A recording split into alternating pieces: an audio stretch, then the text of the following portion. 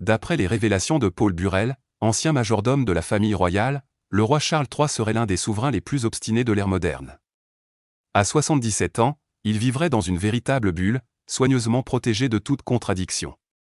Entouré d'un personnel dévoué mais craintif, le moindre signe de désaccord pourrait, selon lui, conduire à un renvoi immédiat.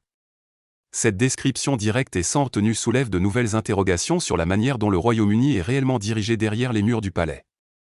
Mais au sein de cette structure rigide et hiérarchisée, un détail surprend, une seule personne aurait le pouvoir de contester les décisions du souverain.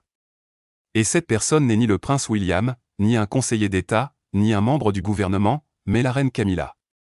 Selon Burrell, elle serait la seule capable de prononcer ce mot que personne d'autre n'ose utiliser face au roi, non.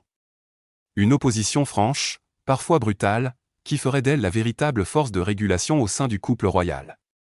Toujours selon l'ancien majordome, cette influence particulière n'a rien d'un hasard.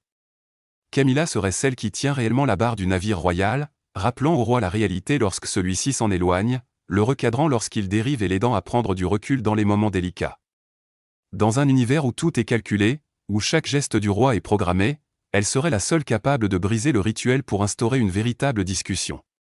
Une présence discrète, mais essentielle, qui pourrait être, selon Burrell, indispensable au bon fonctionnement de la monarchie.